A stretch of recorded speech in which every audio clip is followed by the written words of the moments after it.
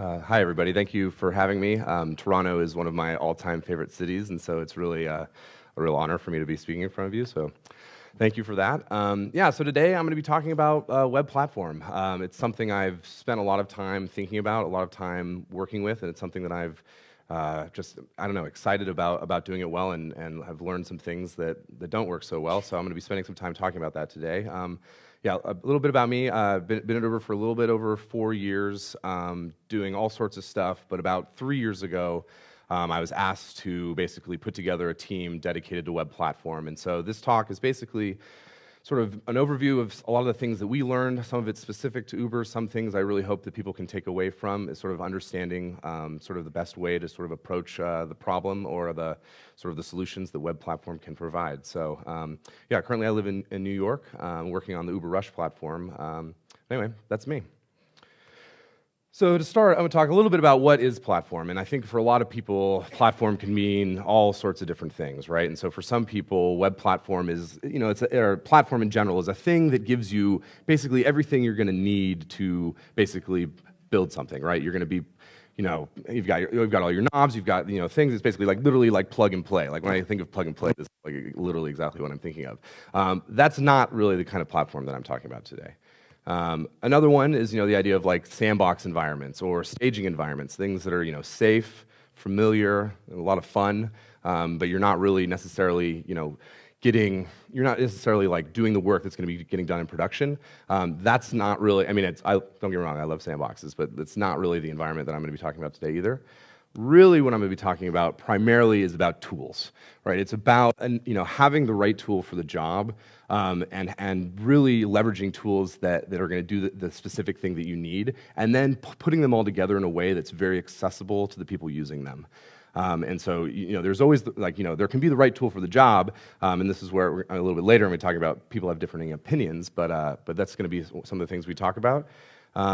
And then this is a photo I like to bring up because, and this is very, at Uber we have this expression of basically we want to build tools for fighter pilots. And this is something that goes outside of the engineering organization in general, is that we have about 8,000 employees total now. Of that, only about 1,300 of us are engineers. It's mostly operations people, on the ground, configuring their cities, building, we're in over 80 countries, 400 cities, and so there are people on the ground building things, and so what we've primarily built are tools for them to basically do the things that they need to be able to do, and a big part of that is we've sort of, basically, we've embodied the same sort of philosophy of giving our operations people the tools to be able to do whatever they want to do. We want to give our engineers the kinds of tools that they can do whatever they want and give them the flexibility to make their own decisions based on the problems at hand.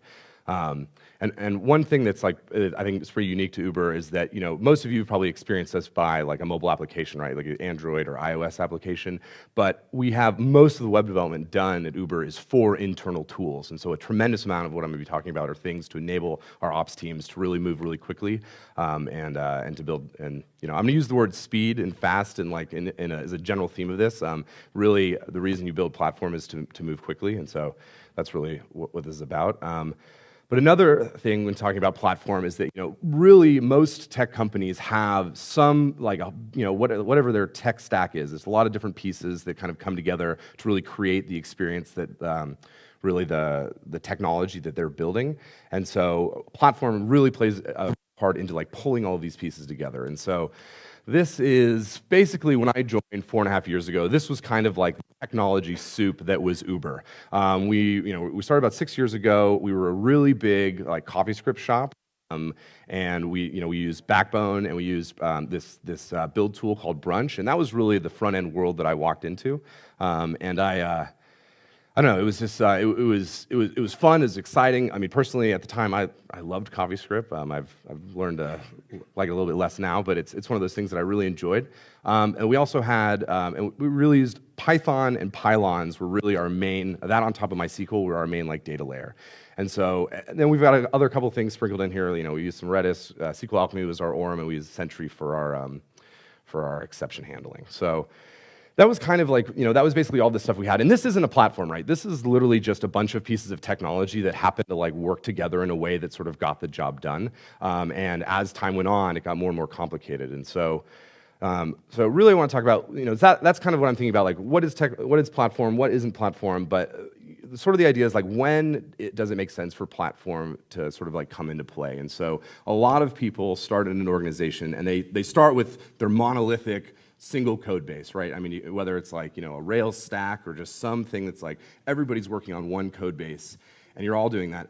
In that sort of situation, you don't really need platform, right? I mean, you're really working on, the single thing. Everybody knows, everybody can keep the entire code base in your head, and it all really just sort of makes sense. And that's really how Uber worked in the beginning. We had two major monoliths. One was our API that was this Python service written on top of MySQL that did all of our business logic, whether it was just basically clients sign up to configuring cities, payments, driver statements, like everything lived in this little, it started little and then it became very big, back-end data service. And then we also had this other monolithic service that we called tools that was basically the front-end interface that was used for basically configuring that API. And so that was this really big backbone CoffeeScript single page app that really didn't take long to become really pretty unwieldy. But and the other thing too is that I talk about these things and like I think about it like past tense, and I start to like cringe to think about what these things were. In the beginning, these were exactly the kinds of things that we should have been building. Don't over optimize, don't make things too complicated too quickly. But as an organization grows, it just really doesn't scale. And so the next phase, things sort of start to look like this, right? Where it's like you've got these things that, kind of look similar. Maybe you've got a couple services, but different people have different opinions about how to build them. People have different experiences. Maybe you hire somebody and they've got a bunch of familiarity with this, this kind of technology or this problem set, requires some different piece of architecture. And really, again, in the very beginning, you're trying to move as quickly as possible. And some product manager said this bike needs to be 5 feet tall, and two different teams decided like this is how it was going to get done. And with the entire purpose of it being, we need to do it as quickly as possible. And again, this isn't the wrong thing to do. We're trying to move really quickly. And honestly, having only two of these, bikes or services that are pretty specific, but really not that dissimilar, that's not a big deal.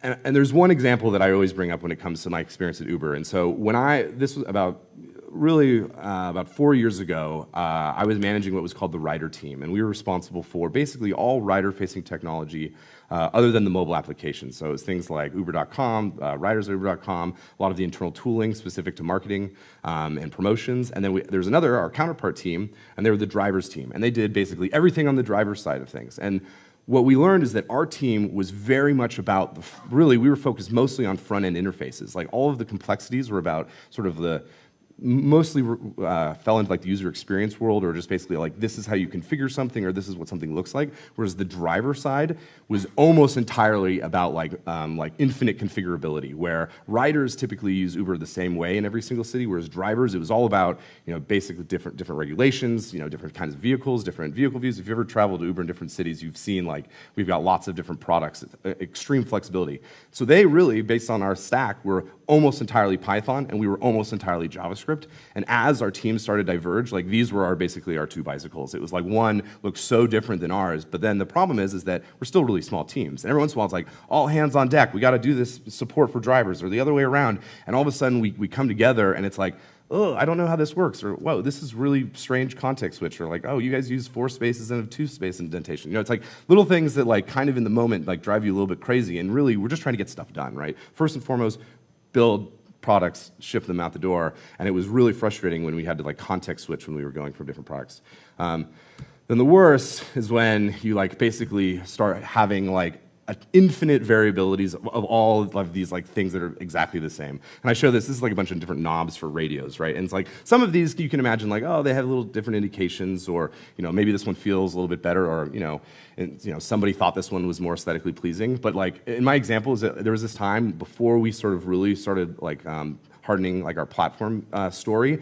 We literally, I think I personally developed like 12 different rounded rec gradient submit buttons. You know what I mean? It was just like the sort of thing where it's just like every single time it was just like, oh, we want to do it like this, or we want to do it like this, and it was just like, I've made a million of these things. So like, can we just like pick one, and like this is the one that we want to use.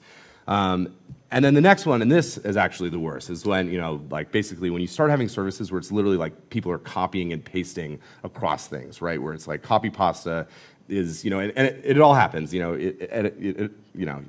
you never feel good about it, but sometimes you basically you've got a deadline, you've got something, and you don't have time to abstract it, and you just you like copy and paste that code, change the one thing you need to do, and then you go. And it's like this stuff happens; it's inevitable. And so you need to basically realize when these things start to happen that it's time to like bite the bullet and actually like make an investment in abstracting and really just like sort of creating platform pieces.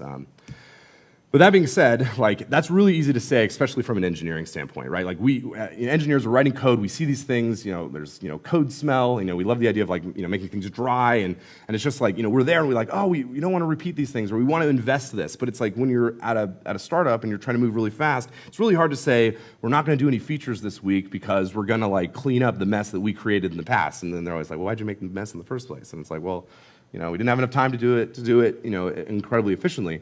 And so there comes a time when you really have to like prioritize it, and really it's about making an argument for why this makes sense. And so I'm just basically going to give you a little analogy that I've really found to be really helpful to enable me to sort of get across the point, because I don't think this is something that's hard for engineers to understand. It's hard for the rest of the engineering organization or the product organization to really understand why do we need to make an investment in this. And so I'm sure a lot of people have seen this, the idea, it's like you've got a project, it's like you've got quality, price, and speed, and it's basically you can optimize for two.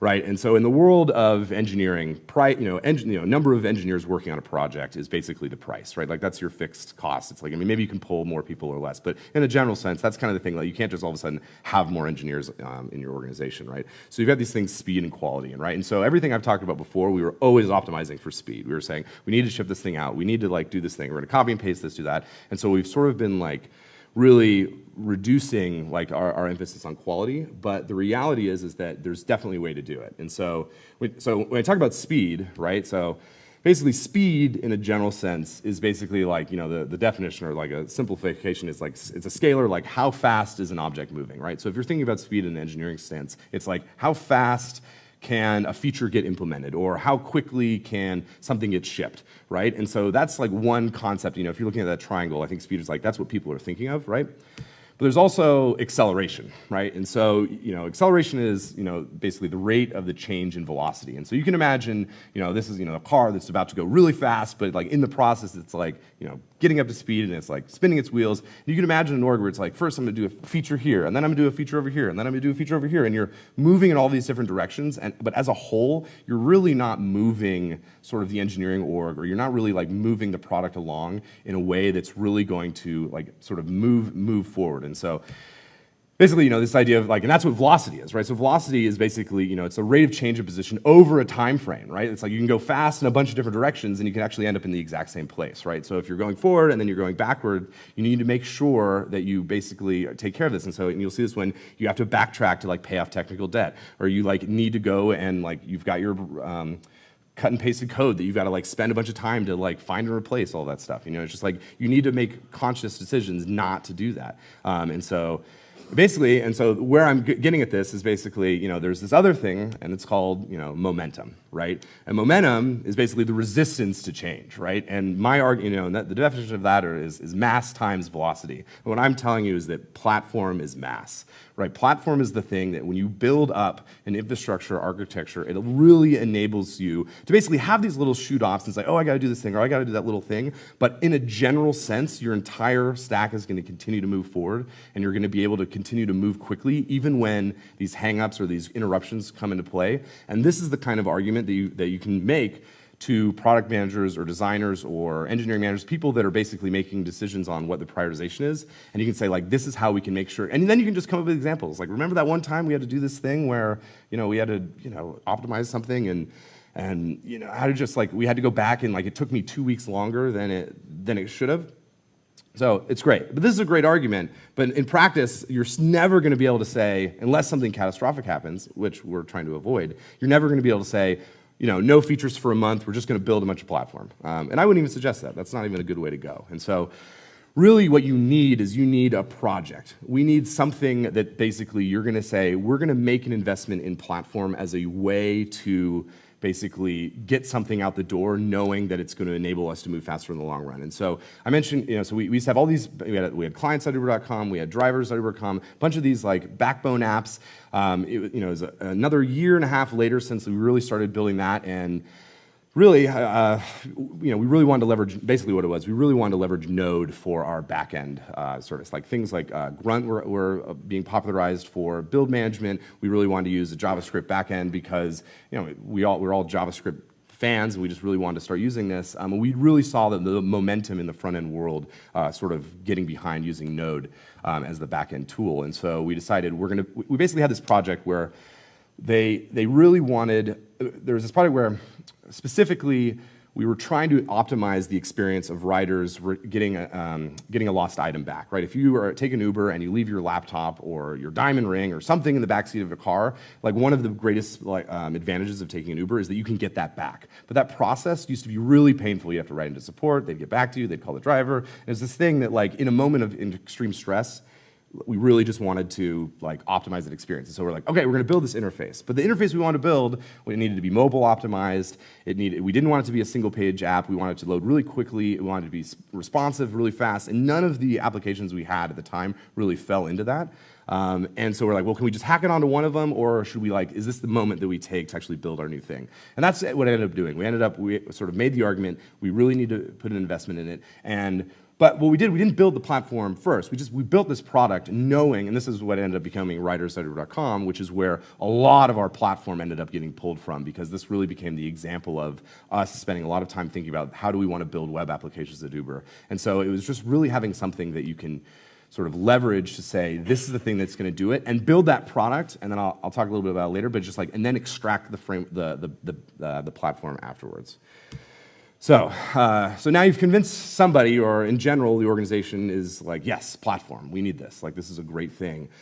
You now need to figure out what the heck are you actually going to build, right? What are the kinds of decisions you're going to make? And so really what you want to do is you want to come up with what are the pillars of your engineering org? And one of the things that when you start working at an engineering organization, you realize these are the things that are really important to this group, right? And for us, especially in the moment when we were pulling this thing, we were just we just want to have consistency across all of our web products. And this was consistency from a user standpoint, right? It's we want someone to go to partners.uber.com and riders.uber.com and uber.com and have them all believe that the same company built this. There was a time when that was not true, and we were having other new web products coming out. We had Uber for Business, we had m.uber.com, we had all this other stuff. And so that was something we really wanted to do.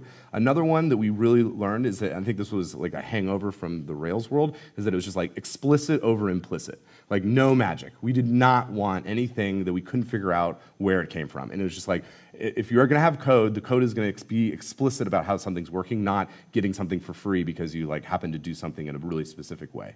And then another two things are monitoring and testing were huge for us. Really specifically monitoring. And the idea that if we only had one monitoring or testing, we would have done everything just monitoring, because we were really, again, we were super pragmatic. It's all about building tools for the business. And you can have amazing unit testing or even regression testing, and that isn't necessarily going to indicate business metrics, right? We just made a feature and it reduced conversion in a sign-up funnel by 10%. I mean, it's hard to write a unit test for that, whereas if you have metrics and monitoring, you can see this over time. And so we invested heavily in monitoring and a little bit in testing, because it was well, we can't not have any tests, right? So we just started to do that. And then the last one I think most organizations like to do is high performance, right? We like building things that are fast, and as users of mobile phones, we wanted all of our applications to be able to download and use quickly. So those are the things that our org we really knew we wanted to do. But then we also basically was we had to come up with what are the philosophies that we're going to sort of choose, the framework we're going to say. We knew the kinds of things we wanted to do, but how do we take what are the philosophies we use to actually make the choices that we want to build, and how do we sort of get these things done? And so for us, what was really important to us was basically everybody builds platform. It's not there's not a platform team that does all this platform building and everybody gets to just take advantage of all these things that people get to build, because quite frankly, we're all product focused. We all wanted to build products. So it's we can't just say, oh, people are only going to build platform and you guys are going to build products. It's we really thought it was important for everybody to be involved with it, but it also meant that people were really heavily involved in what kinds of platform was chosen to be used. What are the technology choices? And so it just made it so that everyone felt included. And if you didn't really want to contribute, well, it's kind of too bad. It's really we're all building this stuff together, and we didn't hire you because we didn't think you were good at building platform. It's all about we're all doing this together. And then another philosophy was pragmatic over academic. It's all about getting it done, getting it done, getting it done, getting it done. And there you can talk about, especially in the computer science world, especially when it comes to dealing with algorithms, people love getting into the academics of this is the right way to do something. And And those conversations are some of my favorite, but for us, we're not gonna say, this is the one and only way to do it, and if you don't do it this way, you're not doing it the right way at Uber. Another one was saying, like, don't say no. Like, if we have platform choices, basically it was like, if someone says, I wanna do it differently, we wouldn't say, no, you can't do it differently. We would say, well, why can't you do it the way we've implemented it? Like, what are the things that we've done? Like, how does your problem differ than everybody else's? And if they had a good reason, or even if they didn't have a good reason, they had a reason, we said, cool, go ahead and do it. And if they were right and they did something awesome and other people wanted to leverage it, amazing, we're gonna bring it back in. They just built some platform we didn't know we needed, and they were committed to doing it. And really, where that came from, this was something that I learned at Uber. We had these two very, very differently run infrastructure teams. So talk about infrastructure, like building, basically managing like literally our data centers and our servers and our like build process and deployment and that sort of thing. There were these two teams, and one team was basically anytime you wanted to ask for something, it was basically like they would always trying to convince you how to do it the easiest way, or like how do they say no, or how do they basically just sort of like fold you into their mold. And then there was this other infrastructure team that was the exact opposite, where it was like anytime you ask something, they were like, whoa, that's amazing. I've never even thought about that. Let's try to figure it out. And then they'd start running with it, and they're like, ooh, no, we can't do it. You know what I mean? Or they would say, oh, this is amazing. And so it was just about like approaching the problem, saying, I really want to figure out how to like enable this to happen, because they trusted us, right? It was about trust. And so we wanted, like, when we're sort of figuring out what platform pieces come together, we're going to trust that our org, all these people we hired together, it's just like we're all going to make these decisions together. And so. But you also need to have a little bit of shepherding, which I'll talk about later. Oh, and the last thing, developer happiness. Like really, we all started writing code because it was fun, right? It was just one of these things where it's like, we want to write amazing code. And it could be that some language or some technology is an amazing use case for this, but if it's really not fun to work in, it is not going to be easy for us to get people to adopt it, just because you're going to cringe as you do it. So developer happiness was a really important part for us. So another thing is basically platform for the sake of platform, right? Like you don't want to just build a bunch of platform that doesn't need to get used, right? Especially if you're just basically like, oh, I've got this platform team, I've got this great idea, I want people to adopt it because I think it's something cool. And we had an example where we did this, so basically at Uber, we really only have like one major kind of image asset that's used, or at least this dynamic, and that is basically user profiles, right? User driver profiles, we have some cars associated with it, but that's kind of like our main thing, and we got in our head we were gonna create this amazing image scaling optimization service that'd also be the origin of a CDN and do all this stuff, and we're like, oh, this is gonna be an amazing thing. And the reality is that like all we needed to do was like resize images for like drivers as they uploaded them. And it was like super, super straightforward. But we were just like, oh, wouldn't this be a cool thing? And then it didn't even get used anywhere, right? It got used in the one place, and it was way more complicated than it needed to be. And it was just like, why? Like we learned from this. Like we wanted to build something because it's cool, and quite frankly, a lot of the things that we built and technologies we chose was like we thought it was cool, right? We built our first dispatch system in Node 0.2, right? When nobody wanted to use Node for anything, we're just like, oh, but it's JavaScript on the back end. It's cool. Anyway, but it was just something we learned is just like, don't build platform for the sake of platform. What you should do instead is extract the platform from the products that have been built by people that have proven to work. Things like, basically engineers, they get excited about something. They'll do a brown bag and be like, look at this cool thing that we built. And if everyone's like, yeah, this is cool, we're saying, yeah, it's cool, let's bring it into the platform, right? Like, things where like people are constantly sort of like replicating it, like saying like, oh, I really like how this team did this, or I really like how they did that. How can I work with you to like take advantage of those sort of things? It's like when people get excited about it, it's usually because it's something that's gonna be good, and it's gonna fall into sort of the philosophy and the pillars that I was talking about before.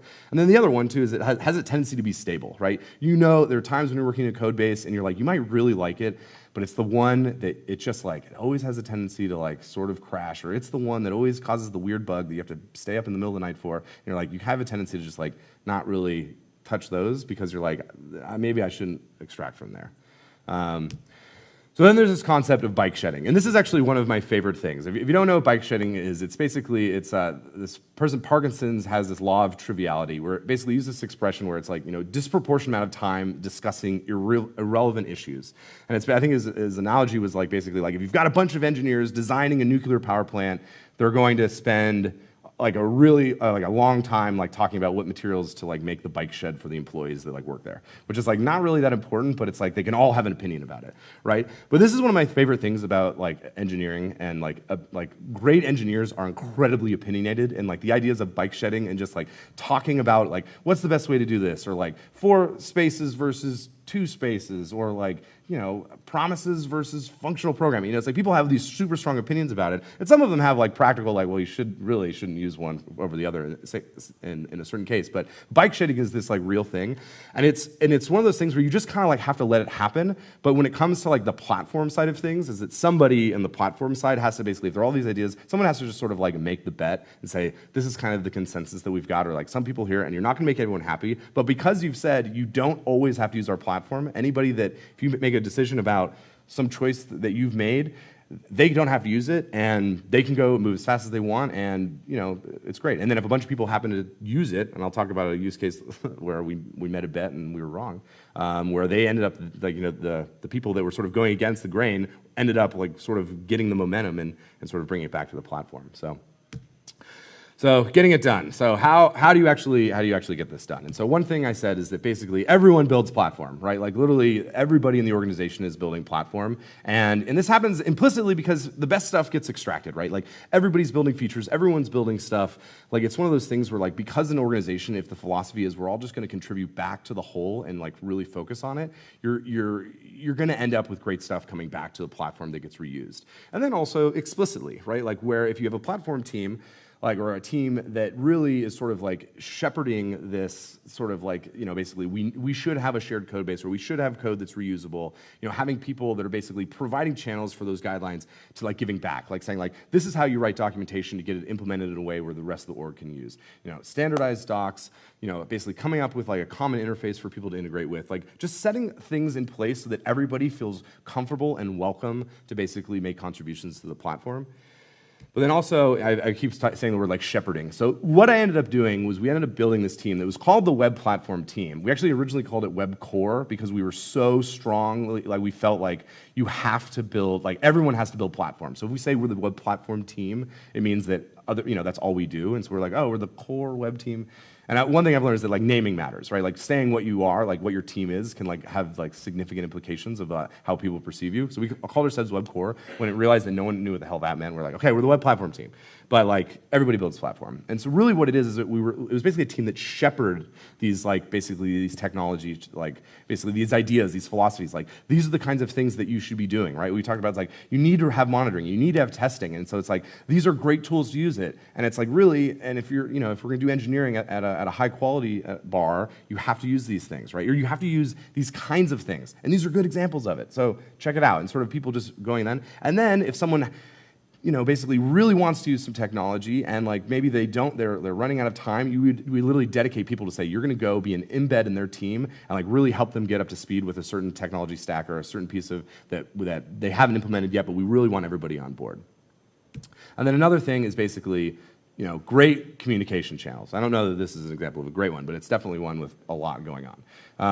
But basically, it's like you just basically need to create a space or a way for people to continuously communicate what are the platform decisions that are being made, or like what are the pieces that have been codified, and what are the things that, and what are the new things that people get excited about. A lot of times, platform pieces get built because some new thing comes out, and it's just really exciting to use. Like we were big, like so we ended up moving over to using React for a lot of our stuff, and we used this Flux pattern. We built this library called Fluxional that was really like this thing that was great implementation for us, and then like Redux came, and it was like, oh god, like this is really good. So it's like you know, so a lot of people were like, oh, we want to get this into our stack, we want to do that, and so, but this all happened because people were constantly communicating about the state of things, and we were just like, and people got excited about it, and it's like, I'm telling you, the best way to create platform that people want to use is use the stuff that people get excited about, and it's really straightforward, but you just have to be willing to like have trust that people are going to do it. Okay. So I've sort of talked about like, you know, these are sort of the philosophies, and these are like sort of the ways in which you make decisions, and you know, all basically like how do you get to the point, but I'm gonna tell you basically these are the things that we built that ended up being the best things for us. And again, this was based on our organization. These are the things that we thought were really helpful, but they were, in the end, I think that quite frankly, they apply to a lot of places. So one of those things was what we ended up calling Superfine, which is basically, it's our UI. It's basically, if anybody has any familiarity with Twitter Bootstrap, it's basically Uber's Bootstrap. Internal only, we have not released it. I am dying for us to get it out there because it's an amazing, wonderful UI kit that we built on top of this technology called, or it's this library called Inuit CSS. It's like a BEM, a block element modifier styled CSS framework that we really, really loved. If you have any familiarity with that, the reason we love it is because it's super explicit. It's like people cringe like if they've never seen it before and they look at these like super long naming sort of conventions, but it's like, we love it. It's just like, this is exactly what we wanted to use. That, and then we basically, because I mentioned before, it's like we had all these different buttons, and we were working with all these different designers that were coming up with like, this is their version of something. And really what had to happen, because honestly, for us to build this thing, all the engineers were down. It was like, no question, yes, let's just use the CSS framework that we can leverage all the time. The really tough part was getting design like basically on board. And it was because they didn't quite have the same philosophy that we had, at least when it comes to basically just like the way that we operated, and we just said like, we just want to come up with what is the Uber style, what is the brand, come on, like let's come together and do this. And after us basically motivating them to do it, they ended up doing it. And then once they got over the hump, it was such a pleasure. And basically, it's really this thing where it's just like, I mean, it's basically a set of styles, of grids, of components, of basically everything that you could imagine to actually like build either an internal or external web application at Uber, and have great documentation associated with it. But the kicker, and this was the thing that we learned that really made it possible, was that we ended up having both Sketch and Illustrator templates created with every single one of these components in it. So as a designer, they could come in and design with these things and have all the proportions and be able to create something and say, this is it, and we could literally look at it and build it immediately. And it was one of those things that as soon as we did this, we were able to move so much faster. We barely wrote any like custom CSS, and when we did, guess what? It came back into the platform because someone realized there was something that needed to happen, and they built it in a way that we could pull it back in. And so Superfine is one of these examples where it's just like, if you're building lots and lots of web applications, like really one of the first things you should do is leverage is creating a CSS toolkit, because also, once you've compiled down that CSS and you include it in the header of your web application, it doesn't matter what the rest of the technology is. You can use like literally like we had this Python application that was like using Superfine, and we had this Node one, both using Superfine, and they had different templating things, but the basis of the way the styling worked great. And we also have the luxuries like CSS. It's basically like you can't get away in the web world. You have to use CSS, you have to use JavaScript, and you have to use HTML, at least on the output. You can argue about like how those things get generated, but like you literally have to use those things if you want to create a web app. And so really having a great CSS framework was huge. And so here's an example of just like one template page. I mean, if you've ever gone to any of our websites, you've seen basically Superfine. This is actually like an old, so Superfine, we just did our rebrand about, was it 9 months ago now? And so I'm using examples from our old Superfine, but basically, we just had templates. We had like all sorts of things. It was like, here's some examples of how you build these things. And it was great when an engineer says, I just want to like create some form, or I just want to create this tool, or I want to enable someone to do this. They could do it, and immediately it looked Uber. And there are too many tools, especially internal engineering tools, that just look so god awful, and like not even from like a visual standpoint, but just from a like, there's just no user experience designer ever looked at this at all. And so that was something that was really important to get a template out. Here's an example of, this is what ended up becoming our Uber for Business interface, which most of you probably have not seen because it's what the admins use. And so this is like an internal admin page that we created, and this was another template for that. So that was one thing that was huge for us. Another thing is basically scaffolding, right? And so this is one of those things, again, we were all about explicit, not implicit. And so one of the things we did is that even though we might choose a bunch of different technologies and say, this is how we want to do it, scaffold applications that have configuration that then like explicitly pull out, like these are the dependencies we're going to use. And it's like, this is how you hook up your monitoring, this is how you hook up your logging, this is how you hook up, testing frameworks. It's like basically saying, this is our story at Uber. But it's not like, you're including some module that does it all for you. It's like, no, this is the scaffolding that has all of these individual dependencies there, so that if you need to remove one, or you need to upgrade one, or you need to fork one, you're not having to like figure out what are the inner workings of some like huge application that like you just imported, and it's like, this is the Uber way. So it was all about scaffolding, where it's like these are the things, and it's like, you can argue that it's not very dry, the idea of, don't repeat yourself, because a lot of applications then have the same scaffolding, but it's like, it really was enabled us to give people the freedom to say, this is what we think is the right way to do it, but please, by all means, sub something out if that's better for you.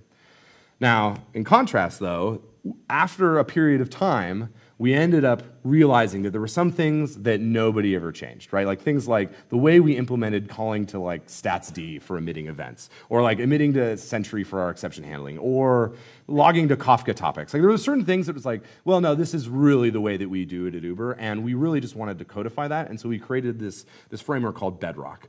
And so, to go back, the framework, the scaffolding framework that we used is this thing called Weaver, and it ended up actually being, Weaver was the scaffolding that we used for every single kind of project. Web just happened to have a couple templates specific to that.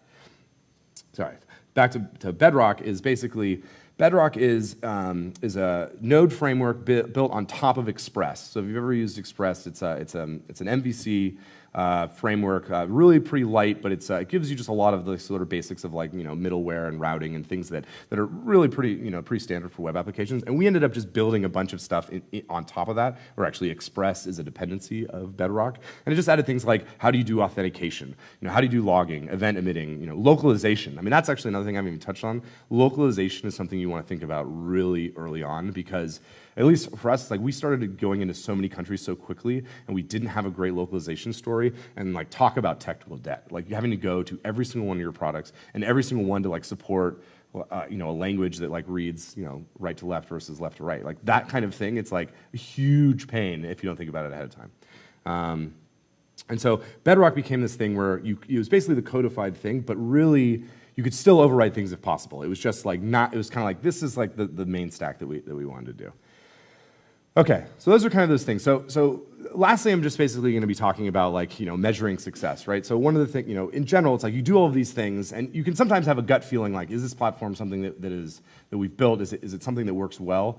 And you can get a sort of an inkling for it, but you really want to put things in place to measure, really quantify is this something working. And so one of the ways we did this is we literally implemented a counter, which we had our own internal NPM server that was both for caching and basically mirroring the public NPM, but also is where we could basically store all of our custom modules that we could publish to a place, but that we didn't publish publicly. And what was amazing about this is that because every single request, especially if they were using basically Node, Node is your main web technology, we got tremendous amount of insight into what are the things that people are using. And it was the kind of things that we were blown away by, like certain weird things that we couldn't, like we were super surprised that people were using. Like things like, there was this like really obscure date picker that people happened to really like, and we ended up, because it was like really compatible with like up, down, like arrow keys, that we were just like, oh, we should like really make a better version of that. And so it's like having things like that, like to really help you like quantify, like these are the things that are going to be useful. And then, this is really not very sexy, but honestly, like surveys, like literally, like giving people an opportunity to tell you this is what you're doing well, or this is what you're not doing well, or this is a cool thing that I heard about, and I can't believe we're not using it. Like this is exactly the kind of thing we want to do, and giving people the opportunity to express, like this is how the platform makes me feel, went really a really long way, and so. Lastly, I'm just going to talk about, like, so I talked about before, like, there were these things where it was like we would make these bets, or we would say, this is the way we're going to do it. Like, we've kind of figured out, platform, we're going to make this call. And so, and it basically was like, these were the things where we kind of were like, this is the way you're going to have to do it at Uber. Kind of like the handcuffs. Like, it broke the philosophy that I was describing the whole time. And one of those things, and I will say, like linting is one of these things, right? It's like people get so hung up on linters. I mean, it's the sort of thing where it's like, and I totally get it. It's like, literally, what does the code look like as I write it? Or how does this evaluate it? And like, we implemented this linting thing called Uber Standard that was basically like, it was incredibly rigid. I mean, the web platform team, quite frankly, I love linting. I love incredibly strict linting. It feels good. It's like you just know that your code is going to look exactly the way that it is, and it really helps you find bugs, and it really just is like, no, this is the way that we want to format our code. And so our web platform team, we were all into it. And our main scaffolding, our main sort of implementation had this linter that was super strict, and everyone was like, whoa, whoa, whoa, whoa, whoa. Like, I really want to have like 120 character lines, and we're like, no, 80 only. And it was just like, all of these things were just like, where people would just really, I don't know, like it's just one of those things that like literally just let people lint however they want to lint, and just say you have to lint, just like this, like you have to have consistent code. We're not going to say you have to do it this way, but like people are really funny about 2 spaces or 4 spaces, or like I don't know, camel cases versus snake casing. I mean, there's all these things that people choose to do it. It's just like, just choose one. Like, do it away, set the linting, and go for it. But don't try to like force people on it. And then the other two, and so for me, this is like a little bit of like just me, I think, resisting change, and like our team, like basically like when JSX, we were adopting React. JSX was this thing that we just thought was terrible. I mean, it was just like, especially in the really beginning when a lot of the build tools did not support, like JSX is not JavaScript. So if you're running a linter on it, it's gonna blow up in your face, right? And you have to, compile it down or transpile it down to like make it actually work on the web. It was just not something that we really liked. It was just another layer of abstraction. And so we said, oh, we're gonna create this thing called RDOM, which was basically just like a wrapper around like the React component sort of interface that instead of using JSX, you define these things. And we loved it, and it was great. And in the end, basically everybody else said, well, you said we can do whatever we want. We're going to start using JSX. We now, by default, use JSX for basically all of our projects because, quite frankly, it's what everybody wanted to use, and we said, go for it. And the last one is basically like ES6, which for me is one of those things where, again, our background, our past was CoffeeScript, right? Like as Uber, as an organization, way down to transpile. Like, that's okay. We're all right with it. But then we moved away from it, and we were just like, yeah, we want to be pure JavaScript. People that were like, oh, we're going to use JavaScript. And now we're in this world where like people that were like hating on CoffeeScript are just loving ES6 and love to transpile with Babel and all this stuff. And I get that there's a difference, but from a practical standpoint, it's like you're still having to transpile this code, debug different code, and all that stuff. And it was something that as a platform team, we're like, no, we don't want this. Like, it's not practical. I mean, just use underscore or Lodash or just, you can get most of the sugar some other way. And then we just lost because everybody wanted to use ES6, and it just became this thing. And so it was just like, okay, we're going to do it, and the engineering org is happier because of it. And so it's been interesting for me, sort of grabbing my head around those two things. That I'm just like, I guess this is the future, but it's been great. So anyway, that's it. So hopefully, sort of walking through sort of the decisions that we made at Uber to help you kind of get an understanding of the framework we chose. This wasn't a lot about these are the things that you should build. I mean, I did a little bit of that, but really, the biggest thing you should walk away from is just like figure out what are the things that are important to you, and like just enable people to have a great time doing it. And that's it. Thanks.